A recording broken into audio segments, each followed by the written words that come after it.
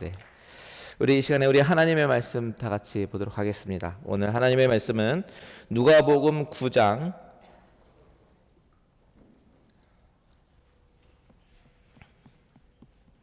우리 누가복음 9장 18절에서 24절까지 말씀 보도록 하겠습니다.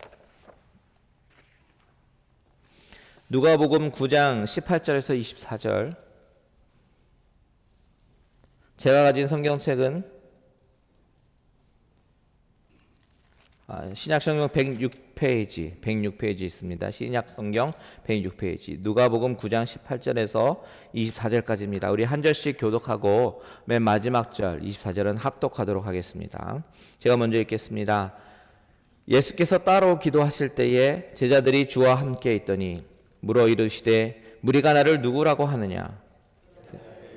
세례 요한이라 하고 더러는 엘리야라 더러는 옛 선지자 중에 한 사람이 살아났다 하나이다. 예수께서 이르시되 너희는 나를 누구라 하느냐?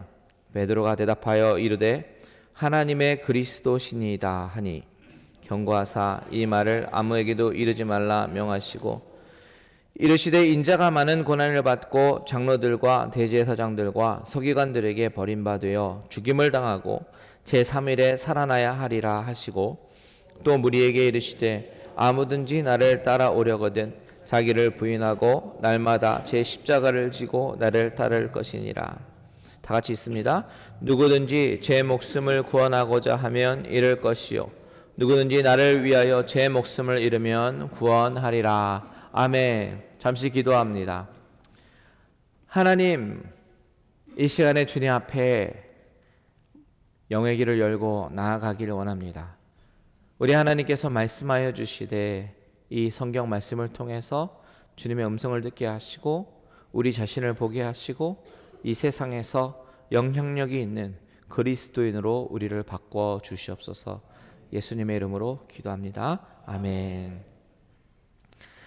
잘 지내셨죠, 여러분? 네. 오늘은 주님의 교회 시리즈 두 번째입니다. 주님의 교회 시리즈 두 번째, 소통하는 교회라는 제목으로 여러분과 말씀을 나누려고 합니다. 우리는 매일 아침에 외출을 하면서 혹은 출근을 하면서 반드시 하는 세레모니가 있어요. 뭐냐면 거울을 보는 것이죠. 나가기 전에 꼭 거울 앞에 서서 옷 매무새를 다시 한번 점검하고 내가 원하는 헤어스타일이 세팅이 되었는지 확인하고 그리고 혹시 얼굴에 뭐가 묻지는 않았는지 확인하고 점검합니다. 왜냐하면 거울을 바라보는 내 자신은 남에게 비춰지는 모습이기 때문에 거울은 나의 자화상을 비춰주는 도구이기 때문이 그렇습니다. 우리가 거울을 통해서 우리의 자화상을 확인하는 것처럼 우리 믿는 성도님들은 현대 교회의 자화상을 살펴볼 필요가 있습니다. 즉 세상 속에 비춰진 교회의 모습은 어떤 모습인가? 사람들은 교회에 대해서 뭐라고 평가하는가? 그거에 대해서 관심을 가지고 귀를 기울일 필요가 있습니다. 혹시 올바른 길로 가지 못하고 잘못된 길로 가고 있다면 재빨리 그 길을 수정해 가지고 교회의 머리 되시고 신랑 되신 예수 그리스도께 오는 길을 우리가 스스로 차단하는 일은 하지 말아야 될 거예요. 여러분, 가나안 성도라는 말을 들어보셨습니까? 가나안 성도라는 것은 가나안 땅에 있는 성도가 아니라 가나안, 거꾸로 하면 안나가이잖아요. 근데 내가 스스로 크리스찬이라고 얘기하고 나는 예수 그리스도를 나의 구주로 믿는다고 고백하지만 교회에 안 나가는 성도들을 가나안 성도라고 부릅니다. 어떤 목사님께서 2014년도에 책을 펴면서 가나안 성도 교회 밖 신앙이라는 책을 집필했는데 그때 그 가나안 성도라는 이 신조어가 등장하면서 많이 퍼지게 되었습니다. 지난 2018년도에요. 어떤 한 리서치 기관에서 조사를 했는데 한국 교회에 2018년도 현재에 이 가나안 성도가 자그마치 200만 명이나 된다 그래요. 우리 LA가 한인이 100만 명 정도 된다고 추정하는데 거의 2배 가까운 숫자가 가나안 성도라고 얘기합니다. 이 수치가 얼마나 정확한지는 모르겠지만요. 이것이 현대 교회의 자화상입니다. 탈교회 현상이 점점 늘어나고 있어요. 내가 스스로 기독교인이라고 여기는데 교회는 안 나가는 이 현상, 왜 이런 현상이 일어날까요? 인터넷 사전인 위키피디아에서 가나안 성도라고 검색을 해보니까 이 가나안 성도들이 교회 나가지 않는 이유를 세 가지로 설명하고 있는데, 첫 번째는 교회의 이중적인 모습에 실망했고, 그리고 두 번째는 무조건적인 믿음을 강조하는 것을 거부하기 때문이고, 그리고 세 번째는 기존 교회에 대한 의심과 불신이 가장 큰 이유라고 적혀 있습니다. 참 너무나 마음 아픈 이야기죠. 어떤 한 목회자 컨퍼런스에서 어떤 목사님께서 기조 연설을 하시면서 이런 말씀을 하셨어요. 한국 교회의 이미지가 나빠진 이유가, 그 중에 하나가 예수천당 불신지옥 피켓을 들고 공격적인 방법으로 전도를 하면서 믿지 않는 사람들의 눈살을 찌푸리게 한 그런 부분. 심지어 불교 사찰에 가서 땅밟기 해프닝을 벌이면서 세상의 지탄과 무리를 빚기도 하고, 기업을 상속하듯이 교회를 아들들에게 물려주는 그런 세습까지 더해서 오늘날 교회의 이미지는 뻔뻔하고 막무가내식의 집단으로 비춰진다라는 것이죠. 그래서 한국교회 권위가 끝없이 실추했다라고 그 목사님은 지적하기도 했습니다. 여러분, 이런 모습이 세상 사람들이 바라보는 현대의 교회의 모습이래요. 너무나도 부끄럽고 속상하지 않습니까? 한 영혼이라도 더 전도해야 되고, 한 영혼이라도 더 그리스도께로 인도해야 되는데, 우리의 사회에 비춰진 교회의 모습이 이렇다라는 것, 우리가 한번 고민해 봐야 되지 않겠습니까? 그렇다면 이런 상황 가운데 우리 믿는 크리스찬들이 과연 어떤 자세로 이 세상의 이 잘못된 이런 인식을 풀어나갈 수 있을까요? 그 해답은 바이블에 있습니다. 모든 사역의 가장 good example, good 모델은 예수님의 사역인데, 우리가 예수님의 사역을 곰곰이 바라보면 우리가 힌트를 얻을 수가 있어요. 예수님은 우리 모든 사역의 모델이기 때문에 그 예수님을 바라보자고요. 우선 오늘 본문에 보면 주님께서는 제자들에게 사람들이 나를 누구라고 하느냐라고 물어보십니다. 주님의 이 질문이 우리에게 보여주시는 것은, 주님은 일방적으로 귀를 닫고 사람들이 자신을 어떻게 보든지 말든지 상관없이 뻔뻔하고 막무가내식으로 그렇게 불통의 모습을 보이시는 것보다는 사람들이 자신을 어떻게 바라보는지, 어떻게 인식하는지 알고 싶어 하셨습니다. 그래서 제자들에게 물어보셨습니다. 우리 18절 다 같이 읽겠습니다. 시작. 예수께서 따로 기도하실 때에 제자들이 주와 함께 있더니 물어 이르시되 무리가 나를 누구라고 하느냐. 우리는 끊임없이 우리 교회의 자화상을, 세상 속에 비춰진 교회의 모습을 알아야 할 필요가 있습니다.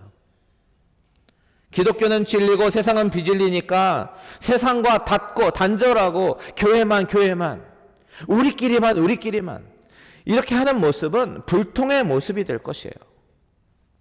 지난 시간에도 말씀드렸다시피 교회는 모이는 교회가 되어야 하고 동시에 흩어지는 교회가 되어야 합니다. 우리 그리스도인들이 모여서 예배하고 기도하고 떡을 떼고 교제하는 것 너무나도 중요하지만, 그것만큼 중요한 것은 세상 속에 흩어져서 우리 한 사람 한 사람이 주님의 몸된 교회가 되어서 세상 속에서 교회로 살아가는 것이 너무나도 중요하다는 것이에요. 그리스도인답게 살아야 됩니다. 세상과 소통하면서 살아야 합니다. 그렇게 세상과 소통하기 위해서 우리가 가장 먼저 해야 될 것이 있는데, 그것은 바로 하나님과의 소통입니다. 이것이 바로 첫 번째 소통이에요. 성경에서 발견하는 소통이라는 것은 그저 단순히 통한다, 그런 의미 이상의 것이에요. 가장 먼저 하나님께서는요, 죄악 때문에 하나님과의 디스커넥트되고 불통이 됐던 우리 인간들에게 소통의 시도를 먼저 하셨는데, 그것은 바로 성육신 사건입니다. 성육신 사건. 하나님이 인간의 몸을 입고 이 땅에 오신 것이 바로 하나님께서 불통을 소통으로 만드신 첫 단계라는 것이에요. 요즘이 연말이고 성탄 시즌인데 왜 예수님은 하나님이신데 인간의 모습을 입고 오셨습니까? 그것은 불통의 원인인 죄의 문제를 하나님은 해결하기 위해서 마지막 때에 자기 아들 예수 그리스도를 이 땅에 보내시는 성육신의 방법을 택하신 것입니다.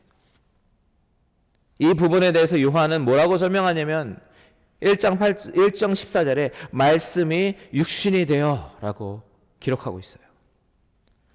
영원한 진리 로고스가 되신 예수 그리스도께서 이 땅에 육신을 입고 오신 이 사건이야말로 하나님께서 우리에게 소통을 하시기 위해서 내리신 가장 위대한 결단이 아닐 수 없는 것입니다. 이 부분을 곰곰이 생각해 보니까 하나님과 소통, 불통 이 원리에 대해서 발견하게 되는데 한 가지 원리를 발견하게 되는데 그것은 하나님과의 소통을 가로막는 것이 있다면 가장 큰 장애물이 있다면 그것은 바로 죄라는 것입니다. 지난번 설교 때 초대교회에서 성령이 강하게 임하게 된 사건을 다시 한번 떠올려 보십시오. 베드로가 선포한 하나님의 말씀에 반응해서 회개를 했던 그런 사람들, 그랬더니 어떻게 됐습니까? 성령이 임했습니다. 여러분, 이것은요 이론이 아니라 실제예요. 실제. 회개를 선포하고 회개를 하니까 성령이 임했다라는 것을 우리 멕시코 단기 선교팀은 몸으로 경험했고 눈으로 똑똑히 보고 돌아왔습니다. 이론이 아니더라고요. 지난주 멕시코 단기 선교에서 우리 모든 팀원들은 이것을 두 눈으로 확인했습니다. 제가 멕시코 현지 교회에서 설교의 기회가 주어져서 베드로가 선포했던 것처럼 성령 충만하기 위해서는 우리 안에 있는 모든 죄악을 비워버려야 된다. 그렇게 선포했어요. 그래야 성령이 임한다라고 이 얘기 말씀드렸습니다. 그랬더니 그 말씀을 듣고 사람들 마음속에 하나님께서 회개의 영을 허락하여 주셔서 막 이곳저곳에서 회개를 하기 시작하는데요. 걷잡을 수 없이 이 회개의 물결이 점점점 퍼지면서 사람들이 통곡하기 시작했고 울면서 땅에 주저앉아서 바닥을 치면서 울기 시작했습니다. 성령이 임하시는데요. 우리 모든 사람들이 그 강하게 임하신 성령님을 정말 뜨겁게 체험했습니다.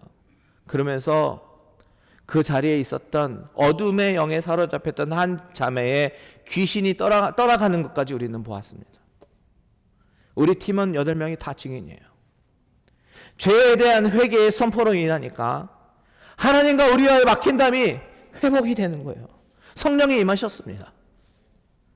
하나님과의 소통이 시작된 거예요. 그들은 그렇게 하나님을 경험하고 우리가 그들의 시야에서 사라질 때까지 계속해서 손을 흔들면서 아주 기뻐하는 모습을 우리는 보았습니다. 하나님과의 소통이 시작되니까 성령이 임하고 말로 표현할 수 없는 기쁨이 우리에게 임하더라라는 것을 경험했습니다. 이론이 아니더라고요. 이것은 예수님의 사역을 통해서도 증명이 됩니다.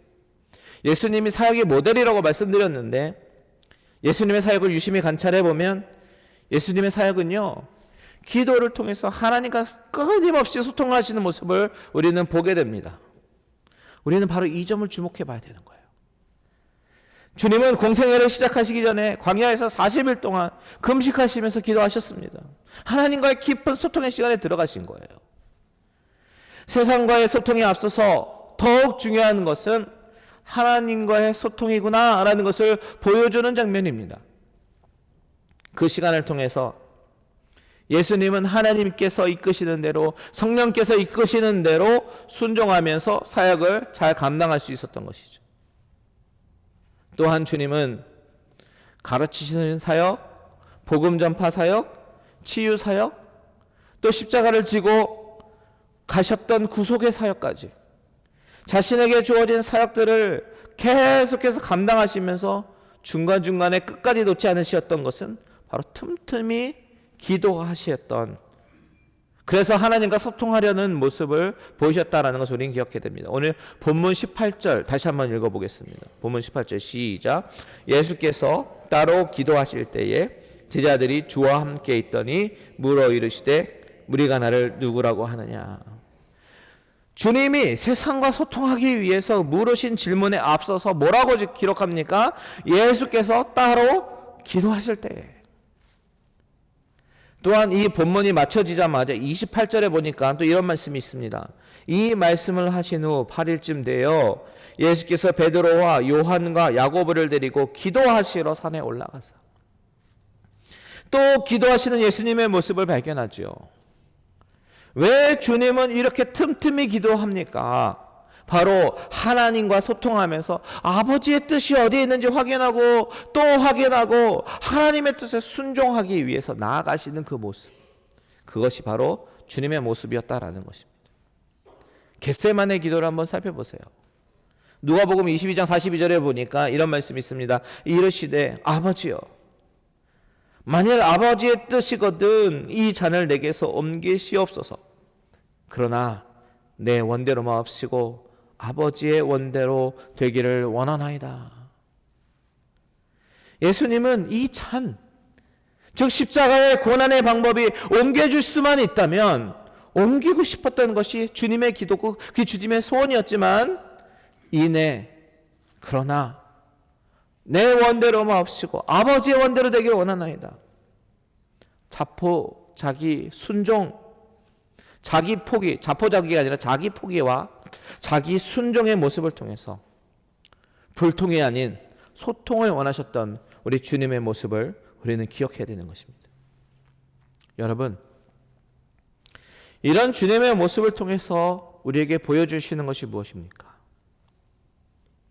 우리가 크리스천으로서 이 세상에서 살아가지만 가장 우선순위는 하나님과의 소통이라는 것이에요.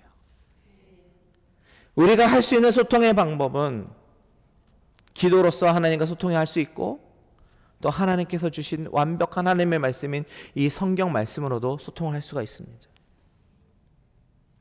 우리가 기도를 하다 보면요, 기도에 깊이 들어가다 보면 하나님께서 마음을 주시고 하나님께서 또한 응답을 해주실 때가 있는데요, 그것도 사실은 하나님의 말씀에 비춰서 다시 한번 해석을 해야 됩니다. 왜냐하면 기도할 때 들어오는 그 감정 가운데 들어오는 응답은 때로는 우리의 감정인지 우리의 뜻인지 잘 구분하기 어렵지만 하나님의 이 말씀은 완벽하신 하나님의 말씀이기 때문에 이것으로 다시 한번 확인하고 컨펌하고 그렇게 응답을 받아야 될 줄 믿습니다. 여러분, 성경은 살아있는 하나님의 말씀임을 믿으십니까? 그렇습니다. 성경은 살아있는 하나님, 지금도 역사하시는 하나님의 살아있고 능력 있는 말씀이기 때문에 성경 말씀을 가까이 해야 되는 것이에요. 기도 안 하고 성경 안 읽으면 편하겠죠. 편하긴 편할 거예요. 그런데 신앙생활은요, 결코 편하게 해서는 안 됩니다.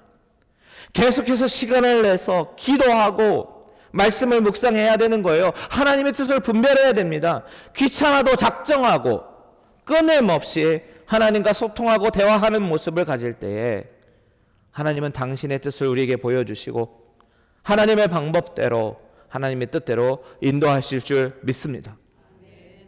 주님께서 보여주신 이 모델을 따라서 저와 여러분들이 먼저 우리의 죄악을 해결하고 기도로 말씀으로 하나님과 소통하는 자녀들이 되시기를 주님의 이름으로 축복합니다. 두 번째, 우리는 성도 간에 소통하는 그런 교회가 되어야 합니다. 여러분, 하나님이 교회라는 조직을 세우셨을 때는 이것은 일방적으로 하나님하고만 소통하는 통로로 교회를 주시지 않으셨어요. 만약에 그렇다면 하나님은 교회라는 공동체가 아니라 개인이 하나님께 제단을 쌓는 방법으로 그렇게 소통을 하셨을 것입니다. 하나님이 교회라는 공동체를 주셨다라는 것은 그 공동체를 향한 하나님의 계획하심이 있다라는 것입니다. 그것이 무엇입니까? 연합의 신비예요. 연합의 신비.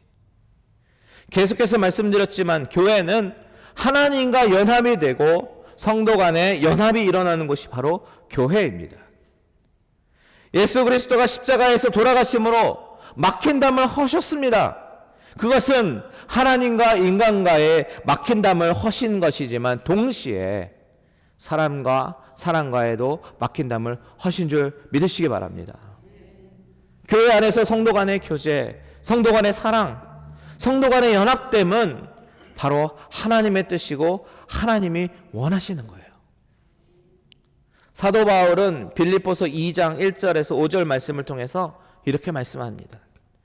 그러므로 그리스도 안에 무슨 권면이나 사랑의 무슨 위로나 성령의 무슨 교제나 긍휼이나 자비가 있거든 마음을 같이하여 같은 사랑을 가지고 뜻을 합하여 한 마음을 품어 아무 일에든지 다툼이나 허영으로 하지 말고 오직 겸손한 마음으로 각각 자기보다 남을 낮게 여기고 각각 자기 일을 돌볼 뿐더러 또한 각각 다른 사람들의 일을 돌보아 나의 기쁨을 충만하게 하라. 너희 안에 이 마음을 품으라. 곧 그리스도 예수의 마음이니. 바울은 예수의 마음을 품으라 라고 이야기하고 있습니다. 그 예수의 마음, 주님의 마음은 교회 안에 성도 간의 연합이 되어지고 하나 되어짐이 바로 예수님의 마음이라는 것입니다. 마음을 같이하여 같은 사랑을 가지고 뜻을 합하여 한 마음을 품어 이렇게 말을 하는 거예요. 하나가 되어야 합니다. 두 마음이 아닌 한 마음을 품어야 합니다. 여러분, 우리의 모습은 어떻습니까? 과연 우리는 한 마음이라고 자신 있게 말할 수 있습니까? 만일 그렇게 말할 수 없다면 이것은 주님이 원하시는 교회의 모습이 아니에요. 예수님의 마음이 아닙니다. 만일 그렇다면 우리는 예수의 마음을 품어야 하는 줄 믿습니다.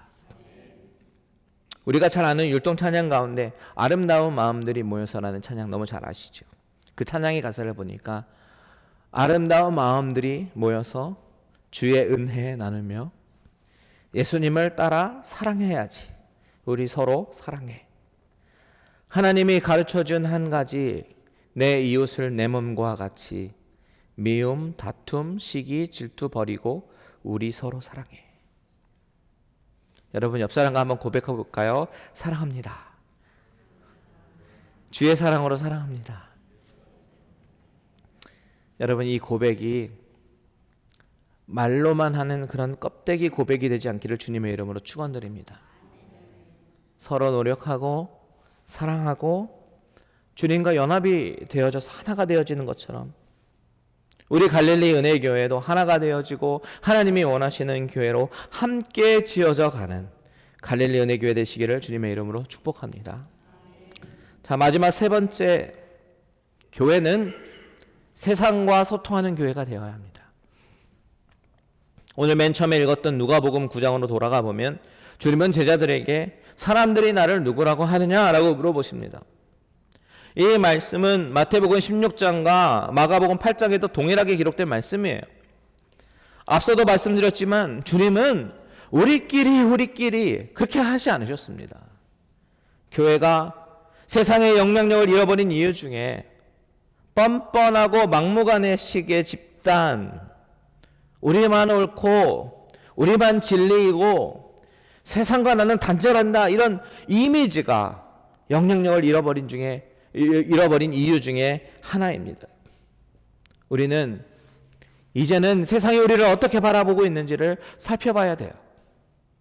마치 주님이 제자들에게 세상 사람들이 나를 누구라고 하느냐라고 물어보신 것처럼요. 여러분, 세상으로 눈을 돌리십시오. 그리고 마음을 열어서 세상에서 교회를 어떻게 바라보고 있는지를 잘 들으십시오. 왜 그래야 됩니까?